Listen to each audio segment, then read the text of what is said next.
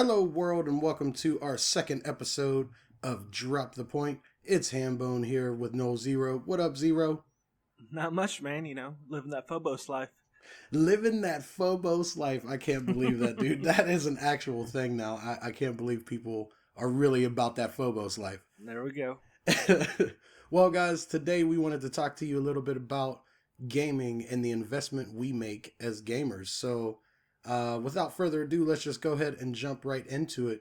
First thing on our list is the Taken King. Nolxero. You do know about the $80 collection fiasco, if you will. What were your thoughts on that? Is Taken King worth $80? Well, I'll tell you, initially, when I first saw it on the website, I'm such a nut. I was like, I'm getting it. I didn't even think about the $80, and it Right. never crossed my mind, like, this isn't a fair price for any reason. Like, I never thought, like, oh, this is only House of Wolves. Why not?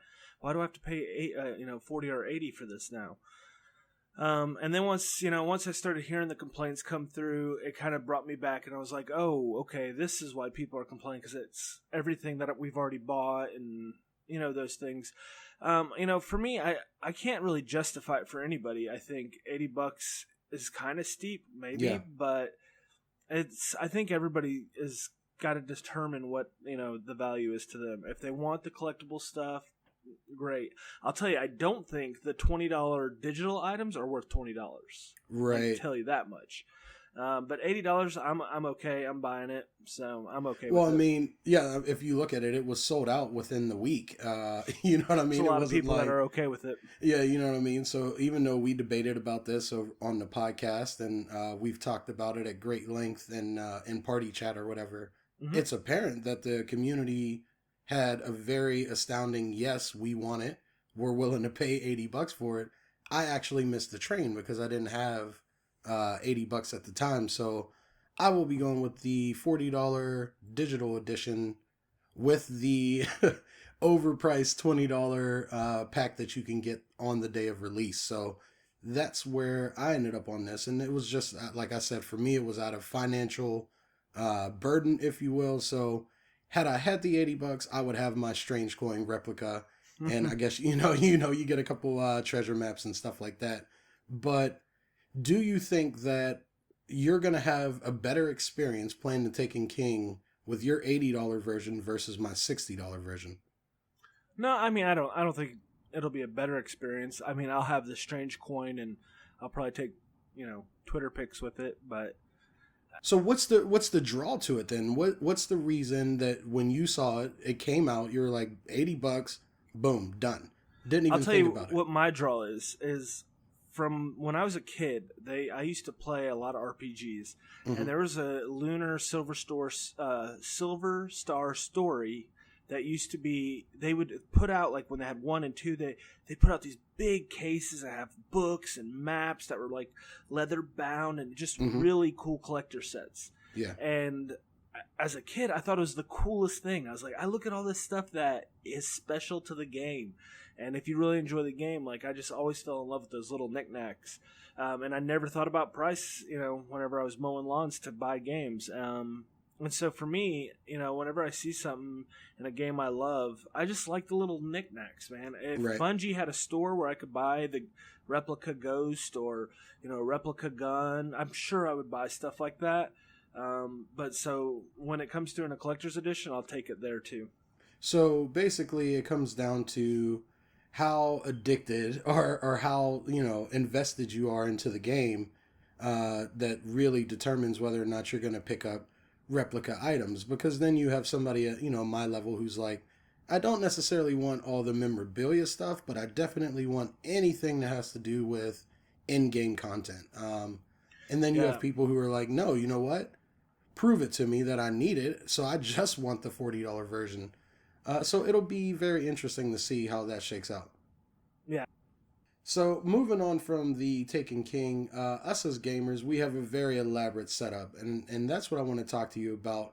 Is how much is too much? What things you feel are necessary, and what things personally for you have actually enhanced your gaming experience. So let's break this down. If you're a person that's playing online games, there are some bare minimums that you have to have, in order to even play. The first one being a $50 yearly membership, whether it's the PSN or Xbox Gold. That is a necessity. Right. What are your thoughts about that? I started playing multiplayer on PC before it was a thing on consoles, and so I used to play like Soldier of Fortune and Quake and all that on PC through like GameSpy servers, and never had to pay anything to do that. So it was really tough when 360 came out to kind of justify the cost. But whenever you looked at like 360 versus PS3 and what the PS3 store was versus the 360 and just the way the 360 ran, it was very clear, or at least that's what it seemed like our money was going towards. So it seemed like, okay, well, we're paying for a better user interface. We're paying for a better store. We're paying for these things to be better than the counterpart, which, we can argue all day, but I guarantee the 360 was leaps and bounds ahead of the PS3. Well, party chat. PS3 didn't have a party chat. PS3 didn't have party chat. Yeah, that was on PS3. So I was definitely always envious of anybody on Xbox because of that very reason, like being able to chat outside of the game. I almost forgot that was even a thing, that we had to actually find each other in game to communicate until PS4 came out. So yeah, for sure, Xbox was leaps and bounds above PS3. Yeah, but then you get to this generation, you have PS4 and Xbox both charging, and PSN to me, and I know someone's gonna say I'm biased again, but seems more valuable to me because you get 2 guaranteed games, and then they have cross buys on games that actually can turn out to be 3 or 4 games in a month. That's debatable if the games are good, but sometimes you get some turds, and sometimes you get like Rocket League, and it's fun and amazing. It's obsessive. The Xbox ones, every time they announce it, it's like, oh well, this day and time it'll be available, but after this day and time, no more. And it's like, and you have to download it to your console, from my understanding. With PSN, you can just go in and add it to your library, and so you basically purchase it without any money involved, and then you have it forever. You don't actually have to download it to your console or anything like that. And I could be wrong about the way it works on Xbox, but I think for both of them, it's disappointing that we're having server issues and lag issues, and console gaming is bigger than it's ever been. These consoles have sold quicker than any consoles in history, especially the PS4. It's just disappointing with all that extra cash. Why are we still dealing with some of the problems we're dealing with? Why can't we get to the dedicated servers? Why do we still have to, deal with lag issues and dropping and all this because of peer-to-peer? And that, to me, is one of the biggest travesties about that, is that we should be paying for. That's what we should be paying for. I understand the ability to have party chat and all that goes into it, and the free games like you were mentioning, but the dedicated servers. I mean, let's be realistic. We're here for the games. And if we can't play the games on a consistent basis, that can ruin a game for me. Oh, absolutely. Not being able to get on. It's super frustrating to see problems coming specifically out of the Xbox camp or the PlayStation camp. And it's like, that's why you can't get online. Like, I understand games having issues, but when the issues are coming from the service that we're paying for, it drives me bonkers, dude. And I hope that in the future here, Sony will step up to the plate and get us those dedicated servers, because we need them. And then on Xbox, they do have dedicated servers, but not everybody's using those servers, and even they have some trouble, even though Microsoft puts billions of dollars into servers. Yeah, I mean, I played Master Chief Collection, and we could go on and on about how broken that game was. Yeah. And, it doesn't really matter if we talk about Master Chief Collection or if we come back over to PS4 and we talk about, my inability to play Trials on a Sunday afternoon or a Monday afternoon. Right. Those 2 days, anytime I'm trying to play Trials, it's like I get contacting Destiny servers and get kicked. Yeah, so almost like clockwork. Yeah, right. And I'm just not sure why. That's a game ruining experience where it's like, okay, well now, instead of wanting to play Destiny and getting on and running people through, now I've quit. Like, I'm just done for the day because that's stupid. I've gotten kicked 3 times or 4 times or whatever it is. Right. And well, if you look at the computer side of things, they now have the best hand in all of this. They can now play Xbox Live stuff for free. They don't have to pay anything to use Xbox Live, and they can also play Xbox One games and computer games, but there is no cost. So why is it that we as console gamers are paying $50 for something that's still unstable? What are we paying for? We let Microsoft condition us. I guess with the so. 360, they're like, hey, it works. They'll pay. Don't worry. PC gamers, like I said, they played on GameSpy and all that, and they know they don't have to pay for that stuff. And when they do, whenever there's a game that doesn't have servers set up, the community on the PC side will set up their own servers. And guess what? Right. They'll have people pay them or contribute to maintaining those servers so that they can have well-running games. So you know what your money's going to. And like I said, I'm not trying to discount the $50, but like I said, some months those games are really enticing, the free games. Right. And some months it's like, okay, well, it's nothing. So the value is kind of lost if you're interested, whether you're interested or not in the games that are available. Well, hopefully in the future we'll get a better explanation of what we're paying for, and I don't know. At this point, I just don't feel that some of these services. Yeah, just give me dedicated servers. I don't even want an don't explanation. Just give me better servers. Just give me better servers. That's accurate. Well, speaking of games, though, a game right now is $60. That's how much a game costs. And what I want to ask you is, why is it that a digital version of the game is also $60? Why is it that a physical disc, which you can understand, somebody, made the disc, printed the stuff on the disc, the artwork, boxed it up, blah, blah, blah. Manufacturing. Right, the whole manufacturing process. But then you have this digital version, which is not yours, really. It's on your console, but I can't bring that to your house and say, here you go.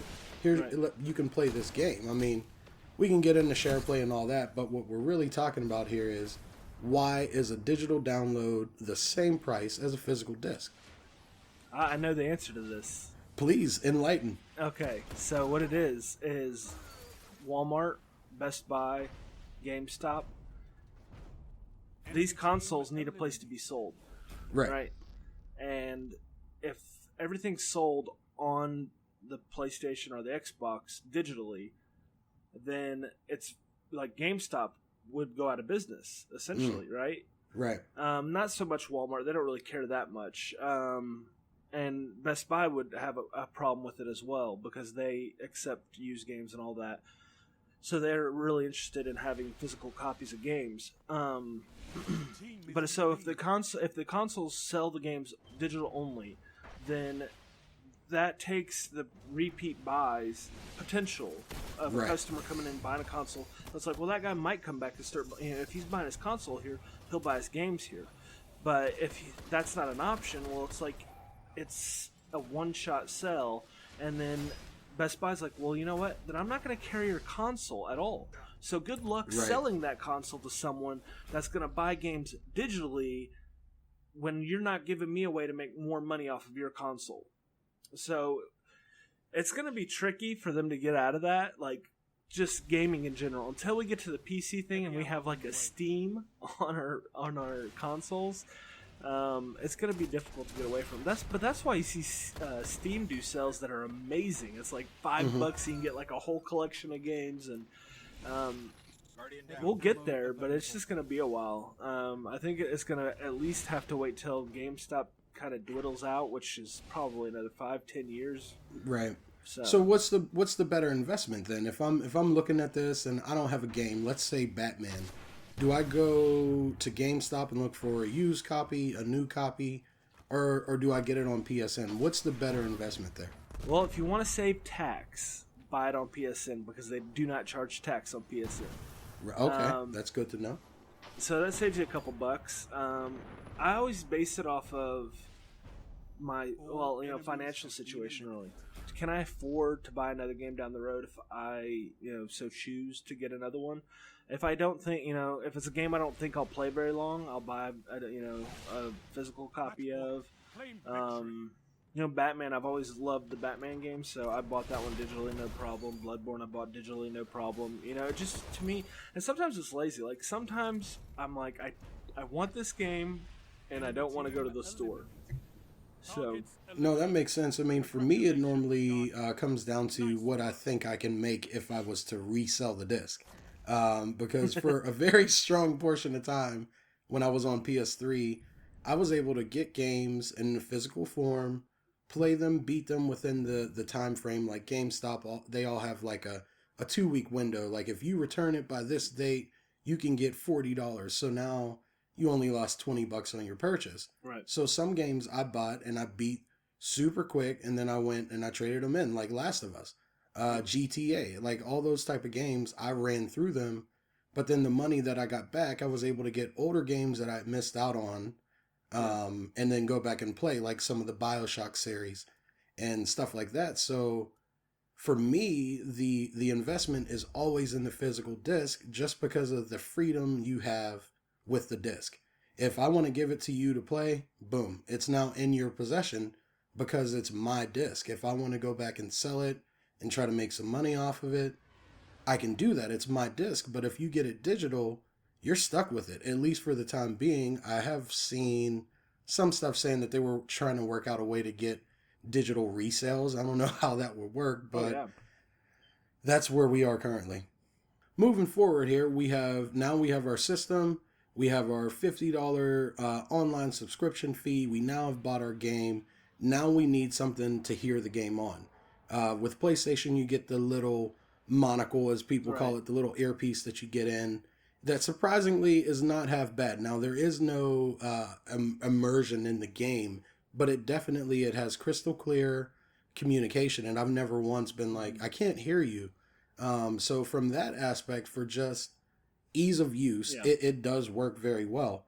But for anybody who's really serious about games, you're buying a headset. So, yeah, for me, I started out with a Walmart headset. It was like $45-$50. I think it was a Turtle Beach or a Turtle Beach knockoff. But there comes a point where you're like, I want to have the big dog sound. I want to be able to hear things in 7.1. I want the full experience. So, Nolxero, what headset do you have? Well, I use Astra A40s. I just got into the Astros. Troy's been trying to get me to buy them forever. Like I said, come from a family that we haven't had a lot of means to buy the more expensive stuff without, maybe, that could take me a year to get to a $250 headset, with 3 kids and all that. So, did you say $250? Is that how much they cost? Yeah. That's brand new out of the box. Dude. I mean, I know there's some resellers that you can get them from. Like, I think Troy has a connection with one of those guys. But the thing is like, here's my breakdown on this, because I've gone through a lot of headsets. A $20, you can go and get a $20 mic, and that's like just a little thing that is going to be a little bit better than what you got with the console. Right. For $40, you can upgrade from that to, like you said, some kind of Turtle Beach or some kind of low end, maybe a Walmart brand, maybe a Best Buy brand, but Afterglow, something like that, where you have some decent, okay sound in, like, actually immersion in your ears, and a headset to actually talk to your friends. Problem with the 41, you're buying what you're paying for. It's not very good. The sound's going to be, it's in your ear, so it's going to be loud in your ear, but it's not good sound. Right. Mm-hmm. It's not like a good fidelity of sound. So if you upgrade from there, you're looking at like $100 headset. When you get some, there's some decent ones out here. You can get like Triton, stuff like that. Skull Candy makes one. I'm waiting for Beats. They're going to make one, I'm sure, at some point. Oh, absolutely. You know it's coming. But, so you get those, and those are better. They're a better quality. But the thing I'll say is, to anybody that wants to, if you're thinking about investing in headsets, I would strongly recommend Astros or something very similar to it in the $250 range, because Troy's had his Astros forever, man. Years. Yeah. Okay. In that time, I probably could count like 10 headsets I've gone through. Some cost me $50, some cost me upwards of $100 and $150. And in that time, Mm-hmm. I've probably spent $700 in headsets in the last 4 or 5 years, where I could have bought Right. one $250 pair of headphones that will last me the same duration as all of those headphones have lasted me. Right, and that for me, like I said, I figured when we moved to PS4, I figured out a way to jerry rig my old Turtle Beaches to work on the PS4. Like I had this digital to audio converter that allowed them to still work, and I was all thrilled about that. And Troy was like, "You have to get yourself some Astros," and I'm like, "Dude, I can't afford a $250 pair of headphones." But through what we're doing here, we were actually able to get me some headphones, which was probably close to the best day of my life. But and that's being serious because these headphones are freaking amazing. For us on the production side of things, they come with a mix amp, and the mix amp in and of itself was the reason that I was convinced that I needed to get these headphones. It allows you to play music in your stream. You can also play music while you're playing the game and be able to blend how much of the game versus how much of the music versus how much of the voice. So they're just completely way better than anything I've ever owned. And the question becomes, is that necessary? Do you say to somebody, if money is not an object, do you get Astro A40s? Do you tell somebody, would you recommend that everybody get these? Oh, absolutely. If money's no object, I would definitely say it. But if you don't have a lot of money, I'd say save up and get some Astro A40s. That's serious, yeah. Like I said, it's worth it to pay for a superior product that's it's durable, it's just built really well, and they have been proven to last a long time, than to waste more money buying the cheaper stuff. I mean, that's the best way I can put it. It's just cheaper stuff. Well, I can't disagree with you there, but I do want to say that's going to wrap it up for us for now. This is going to be part 1 of 2. We'll be back a little bit later in the week with the other half of this conversation. We just didn't want to overwhelm you with a 40-minute convo all at once, so don't forget to check back on that. Also, leave us a comment down below letting us know if you've bought any of these extra things. Do you have a SCUF? Do you play with Control Freaks? Do you have a monitor? All that good stuff. We definitely want to know. Also, if you like this type of content, don't forget to check us out every Friday at 9 p.m. Pacific at twitch.tv/AimAssistGaming. We do this type of thing every week. Thank you guys for listening, and I'll see you when I see you.